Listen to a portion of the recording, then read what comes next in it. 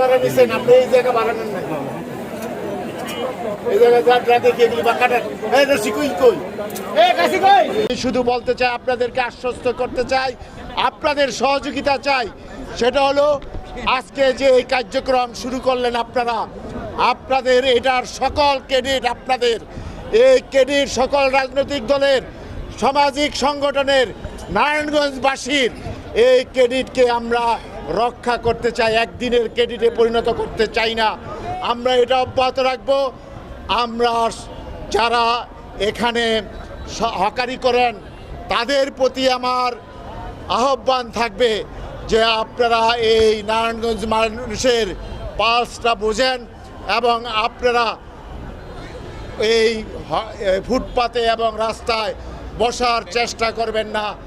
আজকে আমরা স্বাভাবিকভাবে করলাম, পরবর্তীতে আমরা আইন শৃঙ্খলা বাহিনীর মাধ্যমে আপনাদের মালামাল তুলে নেব, সিজ করব এবং আইনের আওতায় এনে সাজার ব্যবস্থা হবে। আমরা সেটার দিকে চাইতে চাই না। সুতরাং আমাদের কথা হলো যে আপনারা এটা বজায় রাখবেন, এটাই আমাদের প্রত্যাশা। তবে আপনাদের জন্য বলতে চাই, যারা কর্মহারা হবেন তাদের জন্য আমরা ব্যবসায়ী সংগঠনের সাথে কথা বলেছি। প্রত্যেকটা গার্মেন্টসে 20 জন করে, বড় বড় গার্মেন্টসে, ছোট ছোট গার্মেন্টসে, মাঝারি গার্মেন্টসে 10 জন করে, ছোট গার্মেন্টসে আপনার 5 জন করে এই হকারদের তালিকা থেকে নিয়োগ দেওয়া হবে। যদি যারা যেতে চান তাদেরকে আমরা সেইভাবে পুনর্বাসন করব। আমরা আর নারায়ণগঞ্জে হকার দেখতে চাই না, করে সড়ক দখল করে যানবাহন চলতে পারে না, আজকে ওই মানুষ ফুটপাত দিয়ে হাঁটতে পারে না, সেই ধরনের অবস্থা আর নারায়ণগঞ্জে, অরাজকতা নারায়ণগঞ্জে হতে দেওয়া হবে না।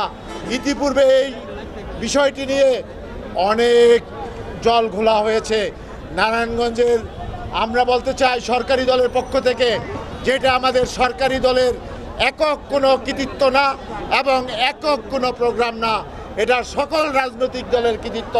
সকল দলের রাজনৈতিক দল, জনগণ এবং আপনার নাগরিকদেরকে এটাতে অংশগ্রহণ অব্যাহত রাখতে হবে। আমরা সেই অব্যাহত রাখার মাধ্যমে আমাদের এই সমস্যার সমাধান করব।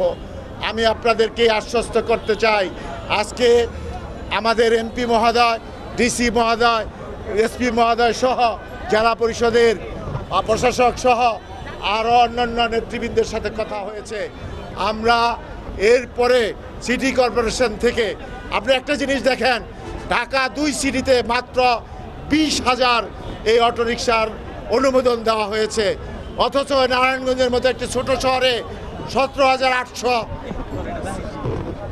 অটোরিকশাকে অনুমোদন দেওয়া হয়েছে, যেটার ভার আজকে নারায়ণগঞ্জবাসী, নারায়ণগঞ্জের জনগণ বহন করতে পারছে না। তাই আমরা ডিজিটাল যে প্লেট আমরা ইতিপূর্বে প্রদান করব, ডিজিটাল প্লেট ব্যতীত কোনো অবৈধ বাইরের গাড়ি নারায়ণগঞ্জ শহরে প্রবেশ করতে দেব না। ইনশাল্লাহ এটা করলে যানজট সমস্যার সমাধান হবে।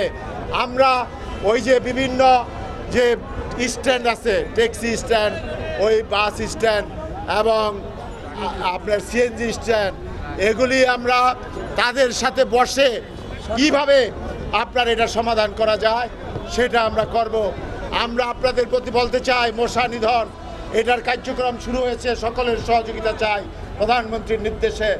আমরা বলতে চাই, আমাদের সিটি কর্পোরেশনে 32টি খাল আছে, প্রত্যেকটা খাল খনন করে মশার থেকে আমাদের রক্ষা করব। আমরা এই শহরকে মানুষের বসবাসযোগ্য করে একটি সুন্দর সুন্দর বসবাসযোগ্য নারায়ণগঞ্জ গড়ে তুলতে চাই। জনগণকে প্রতিনিধিত্ব করার যে সুযোগ পেয়েছেন এই জন্য তিনিও আমি ধন্যবাদ প্রার্থক। আমার জনগণ তারা আমাকে সেখানে এই আসলে নির্বাচিত করে গণরক্ষে পর্যন্ত দিয়েছে। আজকে আমরা জানি যে আমাদের সর্বজনে আছে এই অনুষ্ঠানটি আমরা করতে পারার মধ্যে দিয়ে একটি ঐতিহাসিক দিবস আমরা এখানে একটা নিদর্শন সৃষ্টি করলাম। পরবর্তীতে অনেকেই এককভাবে চেষ্টা করেছে, প্রশাসন কর্মকর্তা চেষ্টা করেছে, কিন্তু আজকে সমাবেশ আপনারা দেখবেন যে আমাদের সমস্ত রাজনৈতিক দল, সামাজিক সংগঠন, সামাজিক সাংবাদিক নেতৃত্ব দরকারি এখানে সকলে সমাবেশ হয়েছে। আমরা দৃঢ় করতে বলতে চাই যে আজকে আমাদের সিটি কর্পোরেশন পক্ষ থেকে যে কাজটি উদ্যোগ নেওয়া হয়েছে, নেতৃত্ব কিন্তু সিটি কর্পোরেশনের, কিন্তু দায়িত্ব কিন্তু প্রশাসনের। এই জিনিসটা আমাদের মনে রাখতে হবে যে আমরা জনপ্রতিনিধিদের হাতে কিন্তু আইন শৃঙ্খলা পরিস্থিতি রক্ষা করার মতো আমাদের আমাদের প্রশাসন যারা রয়েছে, আইন শৃঙ্খলা যারা দায়িত্ব রয়েছে, তাদের প্রতি আমাদের দৃষ্টি আকর্ষণ থাকবে যে আমরা জনগণের হয়ে জনগণের ভাষা জনগণের উপহার দিতে চাই, কিন্তু আমি আপনাদেরও সহযোগিতা চাই।